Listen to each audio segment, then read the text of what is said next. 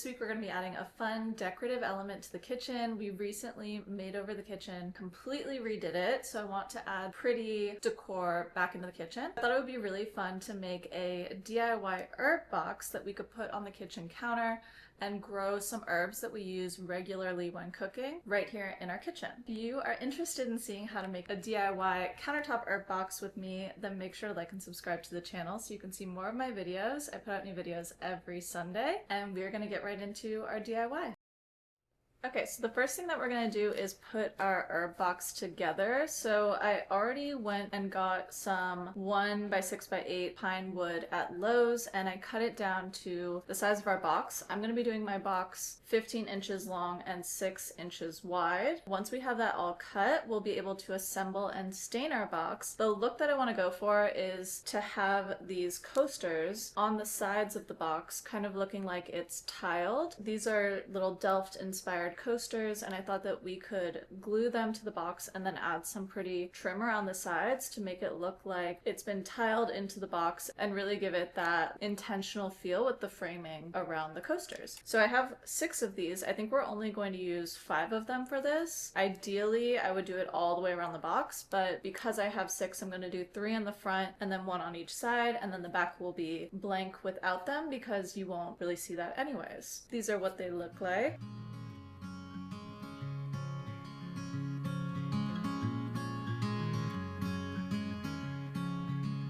And I thought these would go really well with the vibe of the house and the kitchen, and I have a lot of this Delft pattern and Delft blue sprinkled throughout the house, so this would help to tie it into the kitchen a little bit more. I also have a Delft tea candle holder in the kitchen shelving that we did. We're gonna go ahead and cut the wood, and then we'll be able to assemble it and stain it. Okay, so we have our wood all cut. I have 2 side pieces and I cut them at a 45-degree angle so that it'll fit together really nicely. This is the base, which is just cut at a straight angle, and then our long side pieces, which are also 45 degrees, so that they'll fit against each other like that. And then what I did over here is I mapped out where I'm gonna put the coasters. So the idea is that this will be the side that is facing out, and a coaster will go in each of these. And then I took these little trim pieces and cut them at an angle as well. That way each of the coasters can get framed like that, and we'll have that all the way around and on the sides so that all the visible parts of our herb box will have this pretty detail. We're gonna go ahead and wood glue and nail gun our box together. I want to wood stain the box and our trim pieces and let all that dry. We can come back when it's dry and put our coasters on and our trim. We should be pretty much ready to plant our plants. When the crowds have gone, we could talk under moonlight till dawn.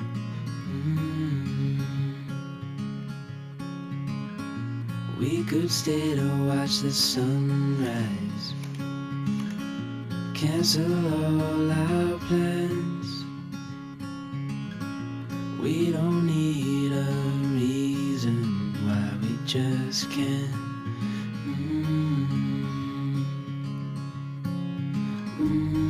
I wish I could stop time and stay in this moment, never think about going. Won't you stay with me for a little while? Got myself free falling deep into your eyes. You came to me without warning, but I knew why. Okay, so while our herb box is drying, we're gonna go ahead and put up some lights to help our plants grow. And this week we're gonna be partnering with a brand, Barrina, and they create grow lights for your plants. The cool thing about them is that they are grow lights, but they also kind of double as really nice under cabinet lighting. If you want to have a herb box on your kitchen counter, or if you're like me and you have little plants that you just keep out on counters or anywhere in your house, bedroom, living room, wherever it is, you can put these grow lights above them and have some discreet lighting that will also help your plants to grow. I'm really excited about that because we have a lot of windows in this space, but not a lot of lighting gets over to the countertops here. And I've tried to grow plants in the kitchen in the past and they haven't done very well because they just don't get enough of the light that they need. So we're going to be putting our Barrina lights underneath the cabinet over here and over on the other set of cabinets by the stove. And these are going to help our herb box to grow and continue to produce herbs for us and not just wither away. But it's also going to look like really pretty under cabinet lighting for us. I have a set of 4 lights from Barrina. The thing that I really like about these lights in particular, because I've had other grow lights in our house in the past, but these ones have a lot of features that those didn't have that are going to help our plants a lot more. Barrina makes sure that each of the lights that you get has a high efficiency LED chip in it, which means that it's going to produce a light that actually helps your plant to grow and photosynthesize rather than just putting out a regular lamp light. It's a specific type of light for your plant. They also use a full spectrum light with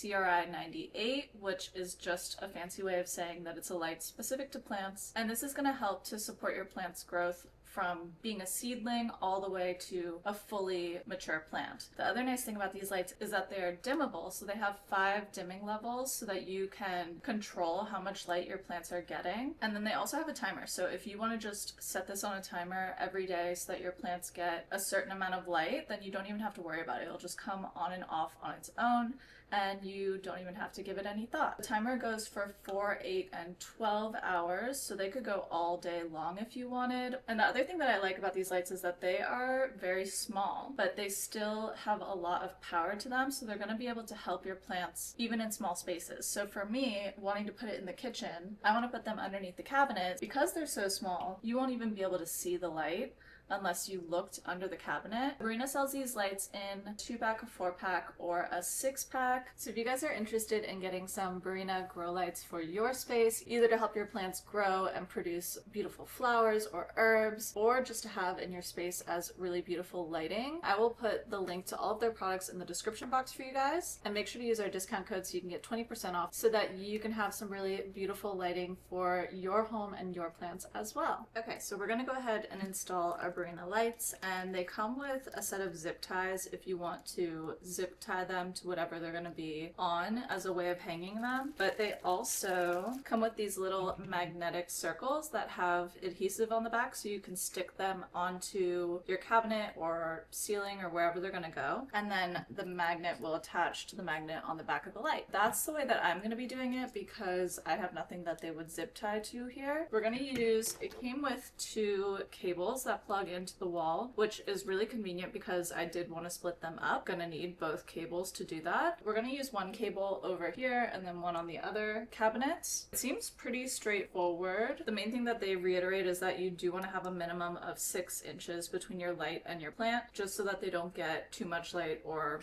overheated or something like that. That'll be totally fine. We're just gonna take that into consideration when we are making our plant box to make sure that it's deep enough that plants will be far enough away. They have longer cables like this, which I think this is what we're gonna need because I do want to space them out a little bit since I have multiple plants on the kitchen counter. Honestly, I'm really excited for this because this little plant over here looks okay, but it keeps having sections that are dying, so I don't think it's getting enough light. I think this is really gonna help this one as well as our herbs. Okay, so this seems pretty simple. I'm just gonna plug in this longer cable to our light, and then when you want to attach it, you use the side that doesn't have the little squishy cover so that they can be connected. So it'll go right over here like that. That is pretty much it. Then we're just gonna attach our plug that goes in the wall and we can stick them up and they'll be good to go. I wish I could stop time and stay in this moment, never think about going. Won't you stay with me for a little while? Stay in this moment, never think about going. Won't you stay with me for a little while?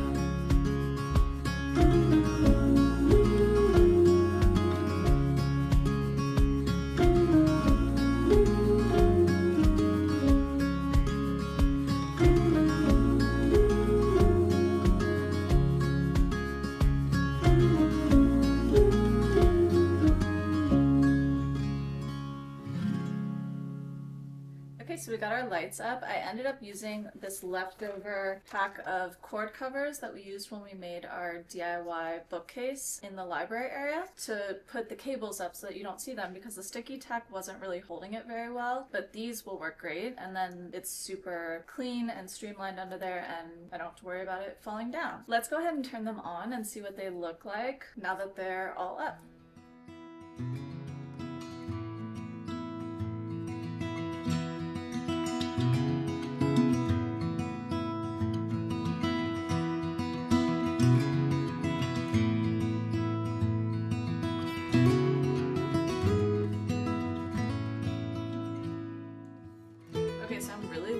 How they look. I feel like they give this really beautiful spotlight effect and it lights up the entire cabinet area over here. It's not only super beautiful and looks like we have really fancy under cabinet lighting, but it also is going to let us grow our herbs over here and keep our other little plants alive. I'm super excited about this. I'm gonna do the last one that we have and then we'll go back and see if our herb box is dry and ready for us to work on.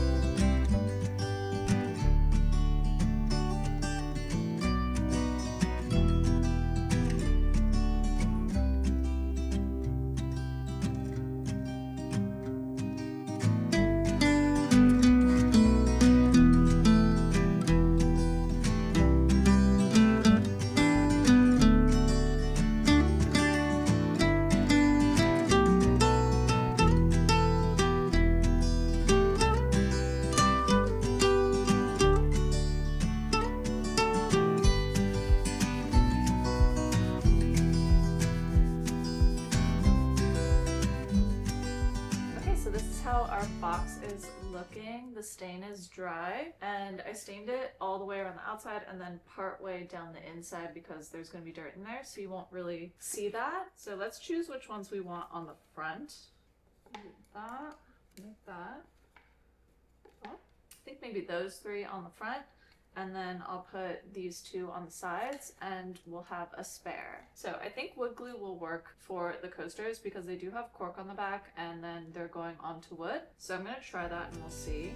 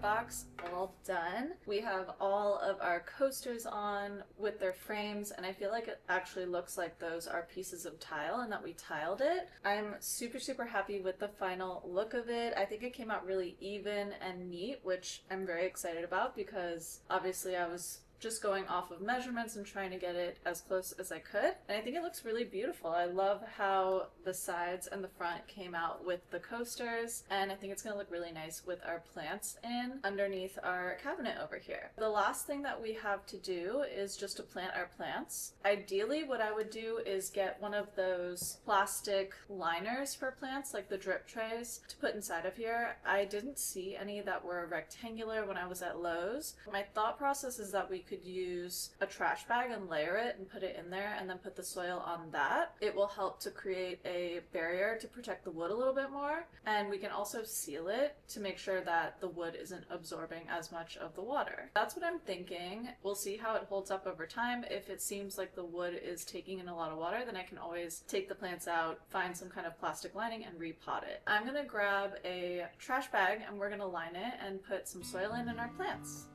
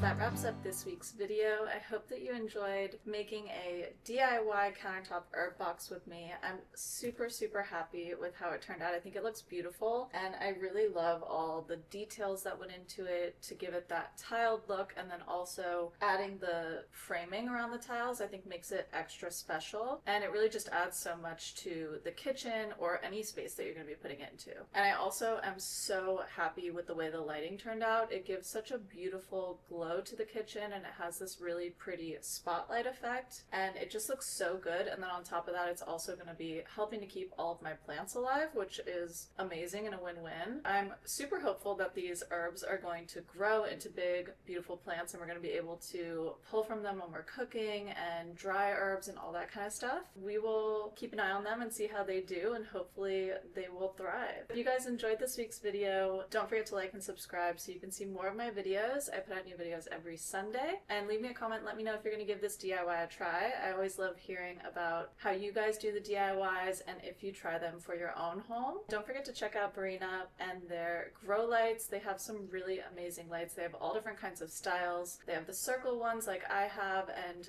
many other kinds, including like strip lights, long ones that can go into the corner of a room. There's so many different kinds. So if you are looking for grow lights to help your plants in your home, or just really beautiful lighting for your home, I would definitely recommend them. It looks so good. You would never know these are grow lights. They really just kind of serve as a multi-function light in your home. I will leave everything linked below in the description box for you guys so that you can check Barrina out, and don't forget to use our discount code so that you can get 20% off. It's definitely worth checking out. They have some really cool products. Thank you guys so much for watching, and I'll see you next Sunday.